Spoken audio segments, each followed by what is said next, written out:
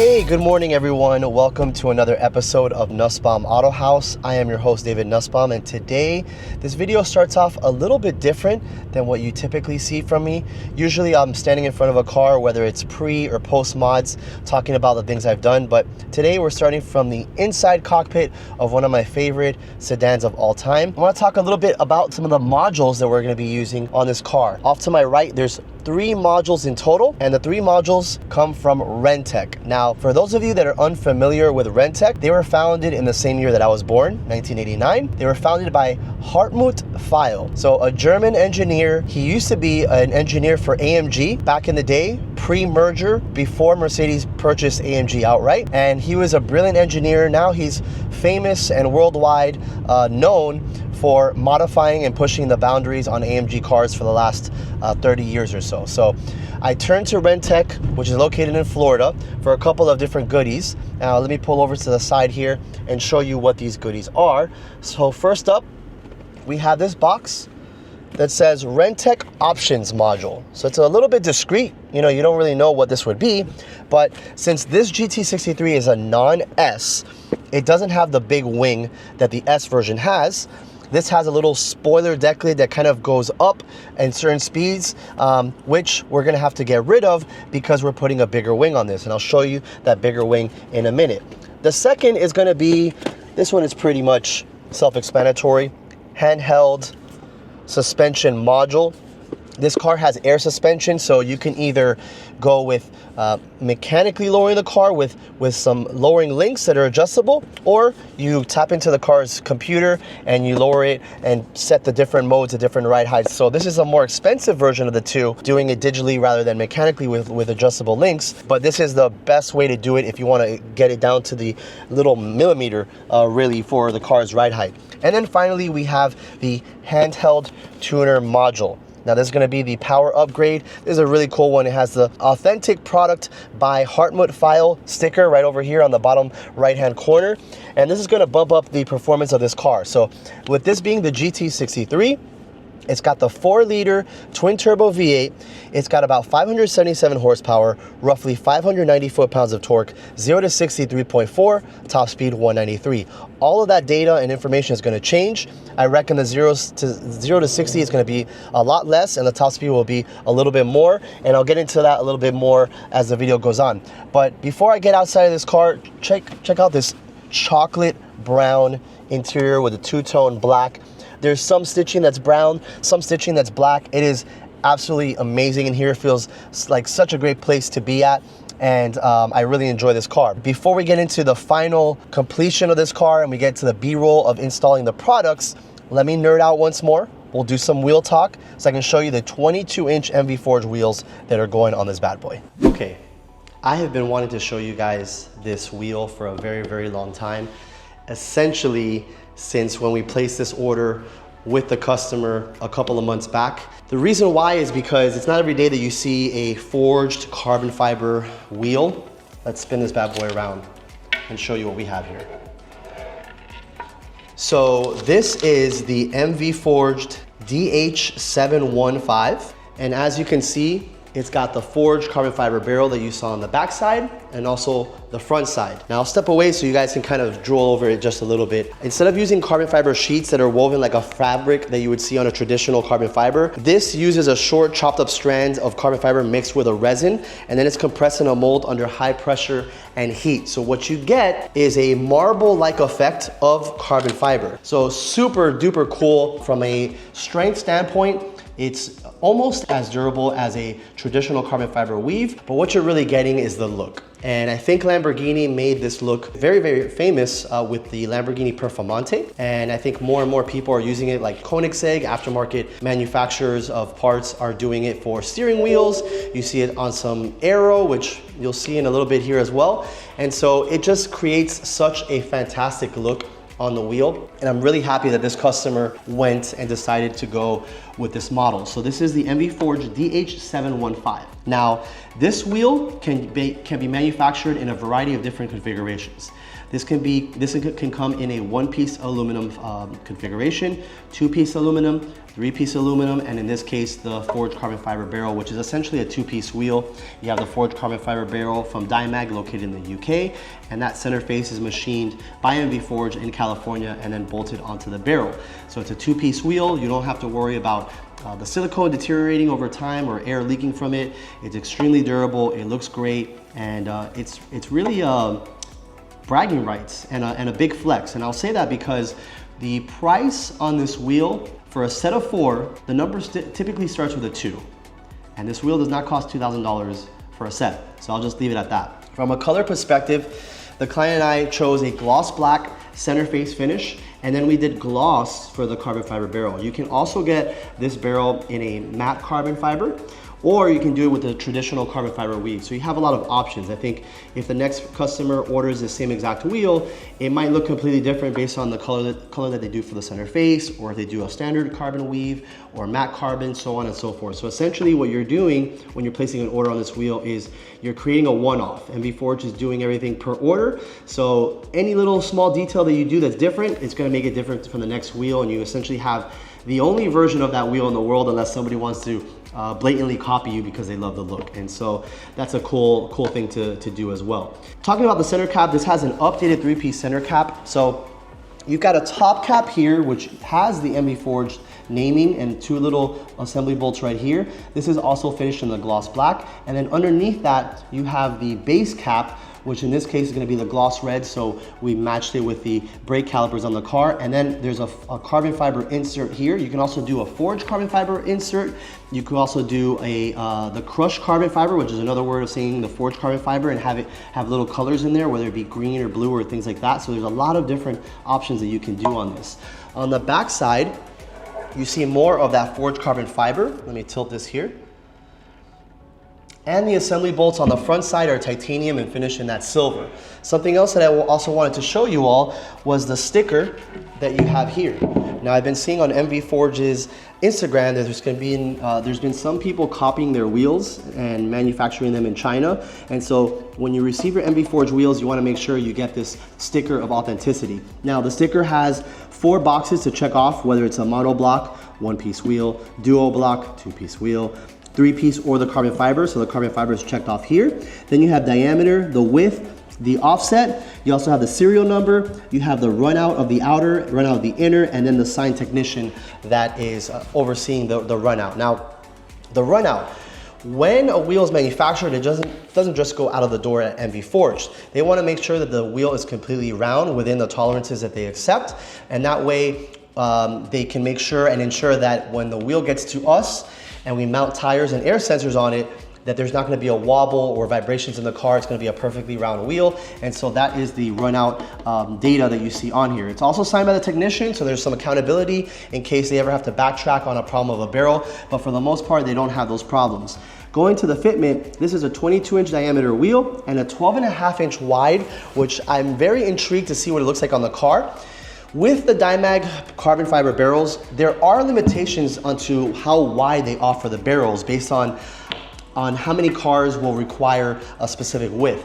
So they did not have a 12-inch wide that I wanted originally, and I've never done more than a 12-inch wide on the GT63 Sedan, so I'm very intrigued to see what the 12.5 inch is gonna look. So without further ado, let me roll the B-roll footage and let me know what you think about this glorious MV Forge DH715 with the forged carbon fiber barrel.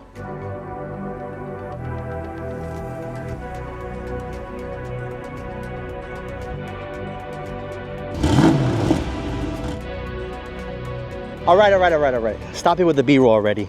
Take a look at the GT63. I'm just gonna go ahead and coin this as the GT63R. They never came out with the AMG GT-R for the sedan, only for the coupes, but after the modifications that we've done in this car, this is definitely in need of a new moniker. So I'm just gonna go ahead and call it that GT63R. So let me step away, because you're gonna see right off the bat, 3 of the 5 major modifications that we did. Number 1, the wheels. Number 2, the ride height. And number 3, which I hadn't shown off just yet, which is the Darwin Pro wing, and we'll get to that in just a little bit. But before I do, I want to talk about the wheel fitment that I did for the MV Forge wheels. So as I mentioned to you earlier in the video, I was a little bit concerned about the fitment just because I typically do a 22x10 and a 22x12 on the GT63 Sedan, but the carbon fiber barrels from Dymag did not allow us to do those widths, so we needed to go half an inch wider, and I'm actually very, very happy the way it came out, because as I stand down the side of the car from both the front and the rear, it is absolutely flawless, perfect. And on the right over here, no rubbing, even on full lock, even on reverse. So I'm extremely happy with the way it came out. From a tire perspective, we've got the Michelin Pilot Sport 4S 285/35 22s in the front and 315/25 22s in the rear. I cut myself a little bit short. These are actually 335s. So 335/25 22. You might have seen this tire on the channel quite a few times, because this exact tire is what I likely, more than likely, run on the 992 turbos, 992 GT3 sometimes. So Porsches are really, really big into using that. I really want to talk about the ride height as well, because it's so cool the way that the Renntech modules come out. So here is one of the Renntech modules. There's 3 that went on this car. This one is for the ride height. Now, the cool thing about the ride height when you're working with a module is that you can independently adjust each corner of the car down to 1 millimeter. So that's super, super cool. You essentially download a program on Windows or on your Mac laptop, and you kind of are the mad scientist in the program where you can adjust it. You can also pre-adjust a set speed that you can have the car return to the factory ride height. So there's no need to actually do an alignment on this car. You can actually set it, hey, I want to do factory ride height if I reach 30 miles per hour or 50 or so on and so forth, and the car will raise back up. Right now it's in the Sport Plus mode, so it's in its lowest settings. We'll do the finger gap test. Not even 1 finger gap front. Not even 1 finger gap rear. That's exactly how I like it. So the fitment is absolutely phenomenal. But now let's turn our attention towards the Darwin Pro wing. So as you can see here, this looks exactly like the factory wing that Mercedes releases with the GT63 S version of this car. What I love about Darwin Pro is that they'll take a car and they'll 3D scan the entire body, and that way that allows them to offer something like the GT63 S wing for those that have the base GT63. Then they take it a step further, and they just don't offer a paintable plastic version. They offer multiple versions of material. They can do paintable plastic, as I just mentioned. They can do a standard carbon fiber weave, and as you see here, the forged carbon fiber, which matches the weave on the MV Forge wheels. Even if you want to do a 2-tone base and kind of incorporate some of the body color to it, you can actually have this bottom base in the body paint, which would have been this kind of satin silver, and then kept the top in this forged carbon. But this customer wanted to showcase the entire wing, and that way it kind of gives you that punch and that wow factor that he was expecting for the car.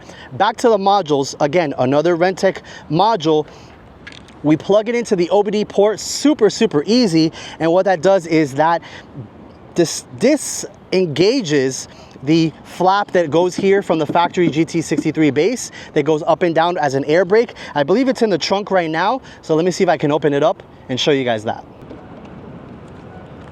So here is the factory base wing, fully deployed, as you can see. So this panel is essentially what sits flush with the trunk, and this wing or this flap will retract back. So you can see all the mounting brackets. Super duper cool to see kind of the before and after. Let me close this up. So the level of aggression that we've added to the rear of this is basically matching the rest of the car. I absolutely love it. Going back to Darwin Pro, what I really like about them is they'll 3D scan multiple cars. So for example, I'm a big Porsche guy. If you have a base 992 Carrera, you can actually transform it into a GT3. They scan the entire car. They scan a GT3, so you can literally buy a GT3 front hood, GT3 front bumper, side skirts, rear end, and transform a base Carrera into a GT3. That's just some of the things that they're very, very cool in doing. I've had them on the channel before. There was a 992 Turbo that did a complete Tech Art body kit with me, but the only thing that was missing was the vented fenders that the turbos don't come with from factory, and so we turned to Darwin Pro for that. So love those guys. They have so many products for basically any single sports car, exotic car, luxury car. So definitely contact me if you want to do some body work or kind of transform your car in any way, shape, or form. And then finally, as far as the modules go, this is the final one for the ECU programming. It literally plugs in to the OBD port right underneath here. And so the beauty of that is that you're able to flash the car back to stock or flash it back to the tune file as many times as you want. From a horsepower perspective, I think I mentioned earlier in the video, 577 and around 593 foot-pounds of torque, and this is upped into the 700s. So high 700s, over 200 horsepower and foot-pound gains with just this little tiny ECU module. So I love Renntech. As I mentioned, they are specialists when it comes down to AMG performance models for the last 3 decades. So this is such a cool, unique tool. If you guys want to do something like this, definitely let me know, and we'll see if Renntech has it. Definitely in the Mercedes portfolio, but they do some tuning for other cars as well. So we'll definitely check it out if you're interested in that. And the final thing I would like to talk about is the IPE exhaust. It's the only thing that you can't really see on the car, but you'll certainly hear it. I'll plug in a before and after sound clip of what the factory exhaust sounded like and the IPE exhaust sounded like.